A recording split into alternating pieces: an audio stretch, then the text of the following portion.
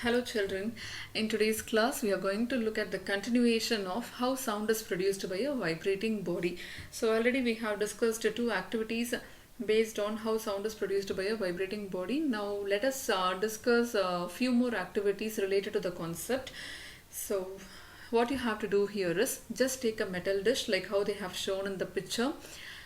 After taking this, just pour some water into it, and after pouring the water, just strike its edge with a spoon like how they have shown in the picture. Based on this activity, you're going to learn three things: how sound is produced by a vibrating body, and how do you hear the sound, and how sound travels through waves. So these three things you're going to study today based on this activity. So how sound is being produced, and how can you hear the sound, how sound is produced by a vibrating body, whether you can feel the vibration or not, and then how sound travels in the form of waves. So that you're going to learn. So if you strike this plate with a spoon, what will happen? You will hear the sound.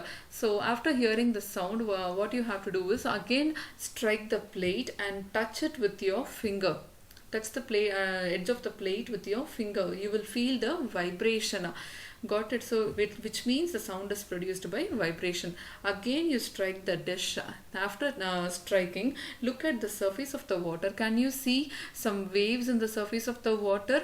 So these waves represents that sounds travel through air or in the form of wave. These are the two different mediums which I have told. That is how the sound is being produced, or it travels in the form of air or wave, and it reaches the person's or animal's ear. Now you understood how a sound travels, or how the sound is being produced by a vibrating body. And some vibrating objects produces a loud noise, but in some cases the vibrations are easily visible to us. But in most cases their amplitude is so small where you cannot see the waves, or you cannot feel the vibration, but where you cannot feel the sound, but you can feel them, but you can feel a very little sound at least. So it is all because of the vibrations of the sound. Have you understood?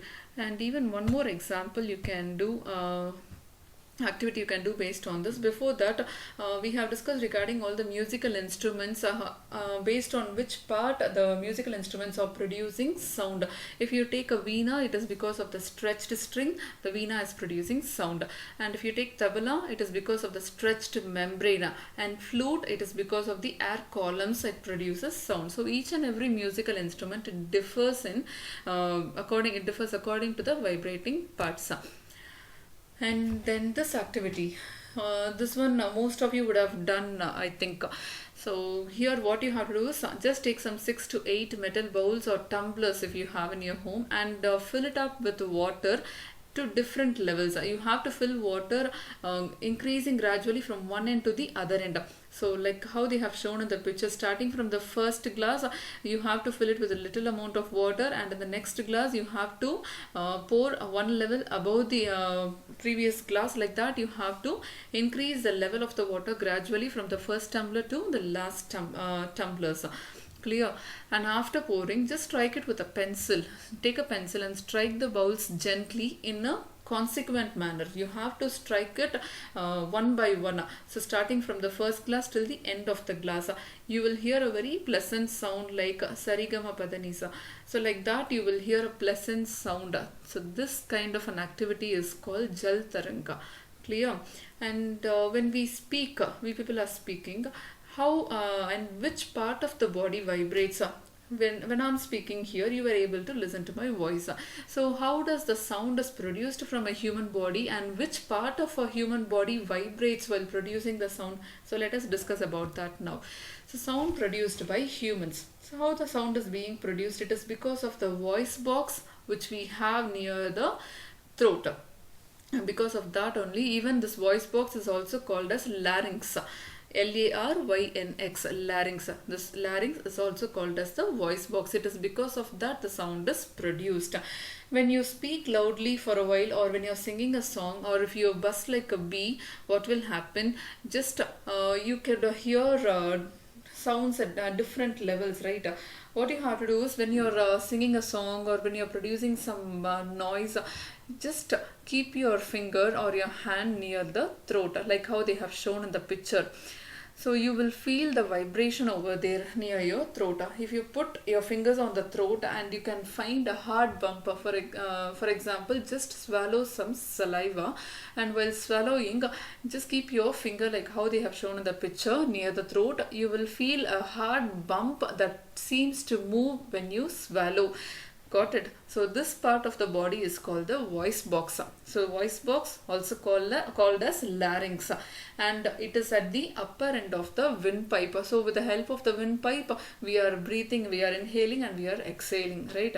So this voice box is above the upper end of the windpipe, and two vocal cords, if you see, two vocal cords are stretched across the voice box or larynx. Can you see the two vocal cords that they have shown here? So it leaves a narrow slit, like how they have shown in the second picture over here. See here, this narrow slit between them for the passage of air. So what happens when the lungs force the air through that particular slit, this vocal cords vibrate and it produces sound. So this is how the sound is produced by the human body. So to understand about this concept even more better, you can do a simple activity. Like I'll show the picture now. See here, in this picture, what you have to do is you have to take two rubber strips. For example, you can take a balloon.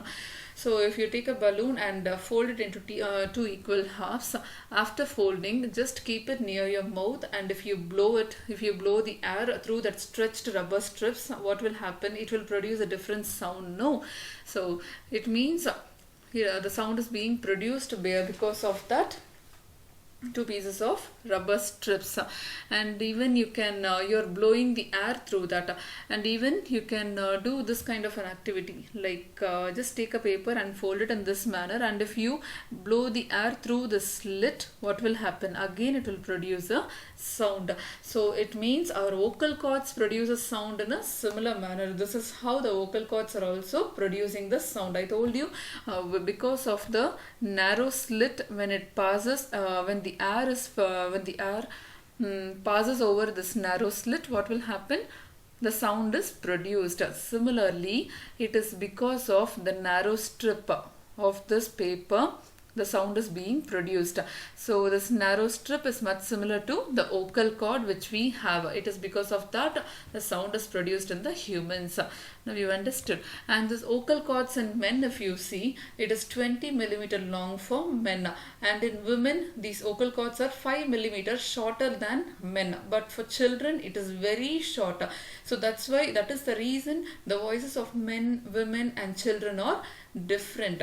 Now you understood. So when the children starts growing, the vocal cords also will grow and the voice tends to change. So this is how the vocal cords work. Now you understood. So I hope you understood the class, children. Thank you.